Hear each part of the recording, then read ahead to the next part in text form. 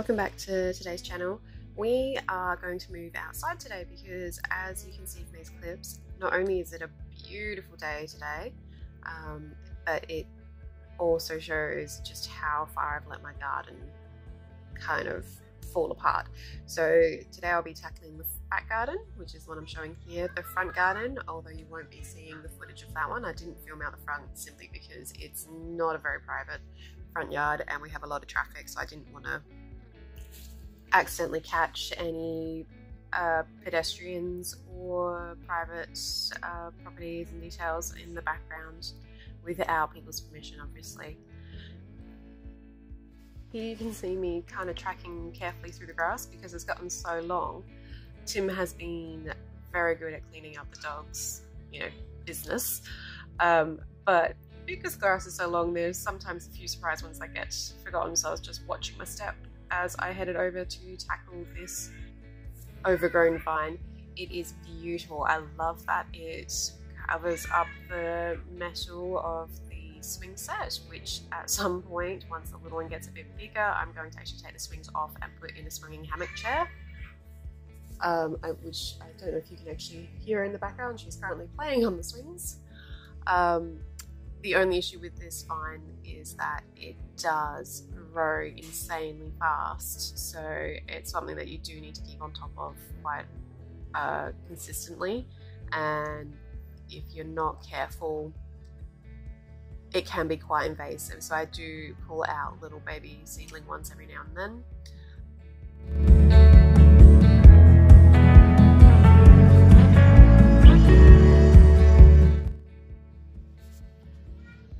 As you can see, I did not put my safety first there. I accidentally got through probably a good third of trimming this vine with the hedge trimmer with the grass clipper attachment before realising I had forgotten to put my gloves on.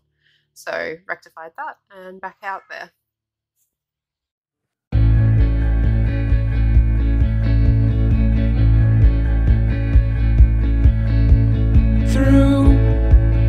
Fields of our paths, feelings part our ways, keeping us close but estranged now.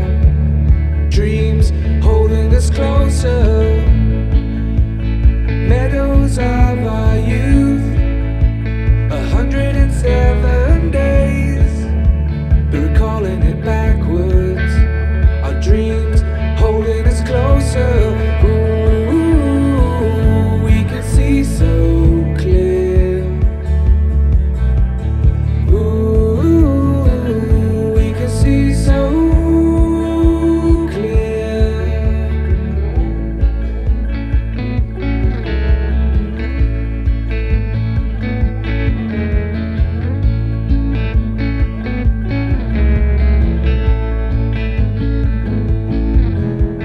Blue, and you are shades of gray.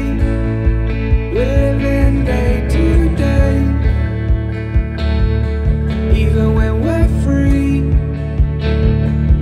It's true, the difference is the same. The colors always change, but the song is the same now. In June, lifting us higher. Ooh, we can see so clear.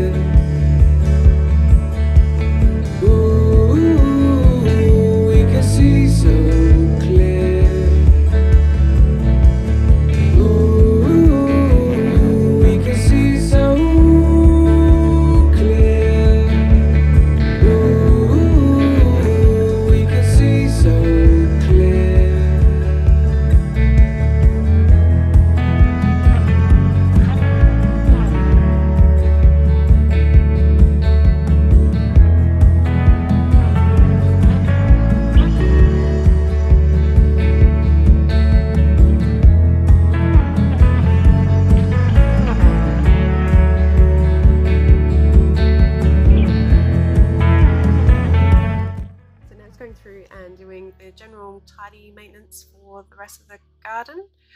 This particular pizzo that I am trimming here with the same trimming tool, which again is meant for grass, but I do have the hedge attachment, but I just find at the moment with their growth, because I'm trying to train them back into being flat, that this particular attachment actually works better.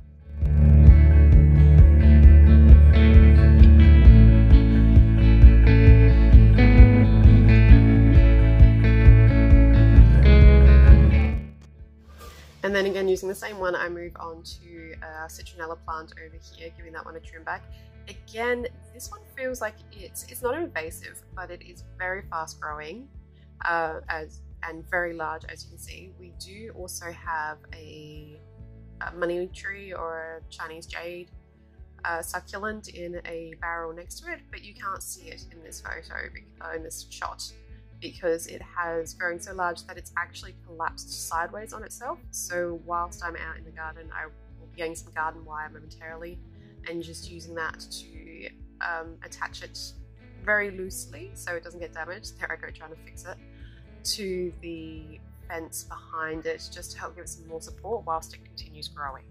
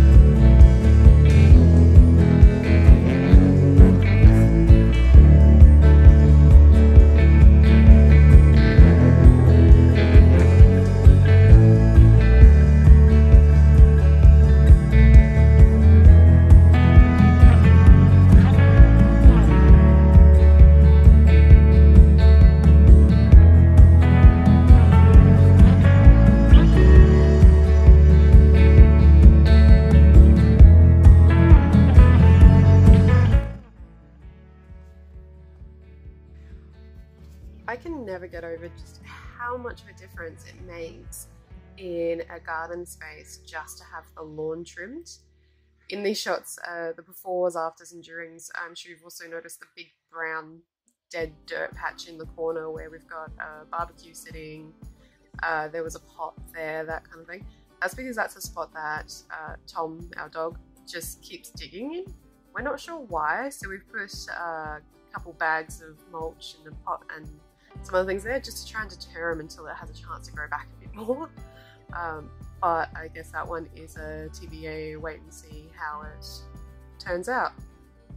Now I'm just going to move into the decking entertaining area, where I'm just going to give all the surfaces a wipe down. I'm also going to switch over the furniture, I think, outside. So it's been annoying me for a bit. I did really like the original setup I did with the dining space on one side and the little lounge area on the other. It made sense to me going straight from the kitchen into what is essentially an outdoor dining area. But since then, where that one's seated, you get a lot of the afternoon sun, which is very, very hot where we are. And then down that side of the house, it also turns into a bit of a wind tunnel, so it's not the most pleasant to sit there on the windy days. So I want to switch it around and also end up, if I do that, I feel that when you're actually at the dining table, it's going, because it's basically being flipped, you'll end up looking out at the garden rather than at the side of the house. So I'll see how, gonna flip that round, see how that goes, also give all of the surfaces a clean and put the cushion covers through a good wash.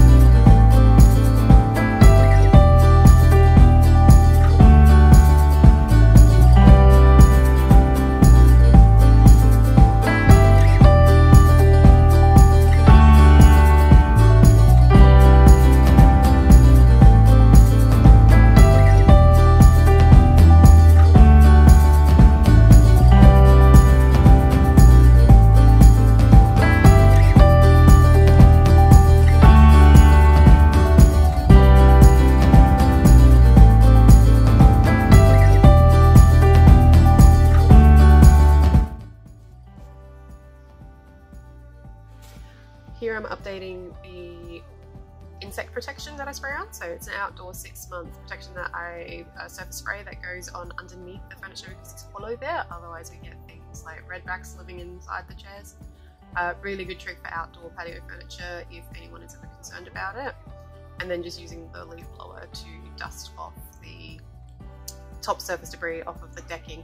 As you can see, the decking's looking a bit grubby and probably stained, I won't lie at this point. It's composite decking, so we don't have to do too much to it, just give it a good clean off every now and then, but I do need to hire a pressure cleaner at some point. I have like a little pressure cleaner attachment, but it's not strong enough to get everything off.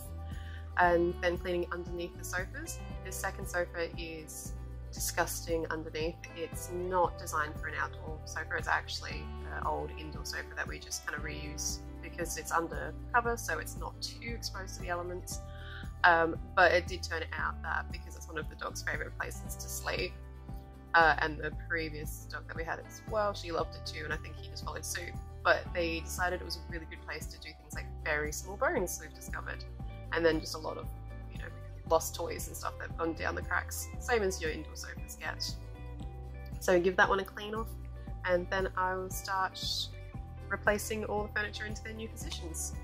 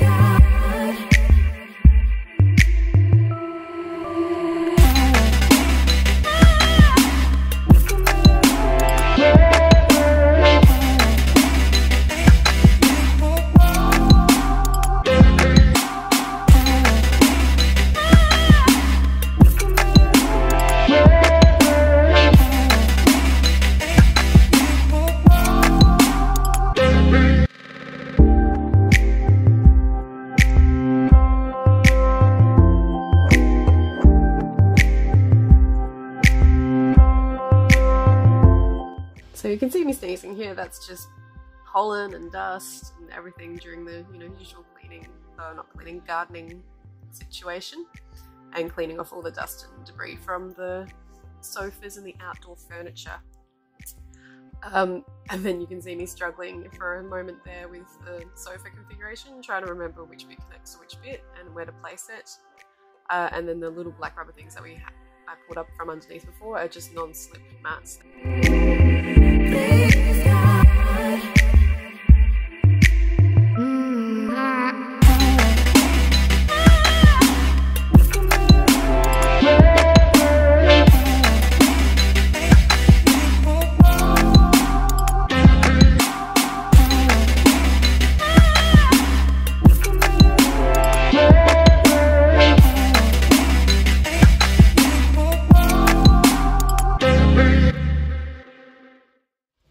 Okay, so now all the furniture is back in place, or into their new places that I'd like them to stay at. There's going to be a few final touch things that need to be done, but they're not going to be in today's video.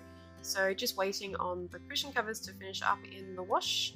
So whilst I'm waiting for that, I'm going to remulch our raised garden bed here with all of our herbs, and the big green disc you can see in the middle there is a underground worm farm. So we throw all our food scraps inside. We had about 1,500 worms in there, which have probably grown and duplicated now, and they're amazing. They eat everything, and they push it back through these little holes underneath the ground to pull it back into the soil, so it's like a self-fertilizing thing. So I don't actually need to fertilize the garden, I just need to mulch and water it, which is amazing. And then once that's done, just going to duck down the edge and get the weeds all sprayed so they can die off. It is an area in our house where it does collect a fair bit of moisture. It has all the runoff down there, so weeds just love growing there. So each season I need to spray it, especially, and I try and get in before it starts raining.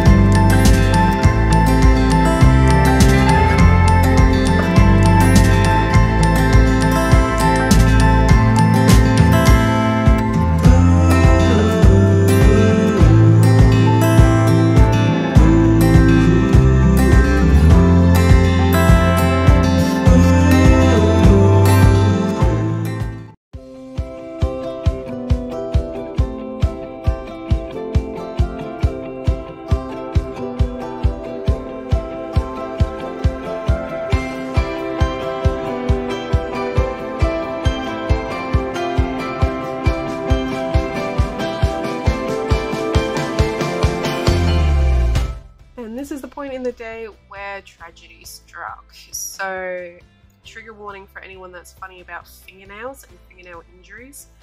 When I was bringing the load of washing out the machine, I caught the tip of my fingernail on, I'm not even sure what I caught it on, but I caught it on something, and it lifted the edge of my fingernail off of my nail bed. So it was actually semi-detached near the end of my nail. So Tim came out and had a look and added some first aid for me, took me back in, put a band-aid on it just to hold it in place until it heals. It's already only a few days later and feeling much better. And then just, yeah, got straight back into it.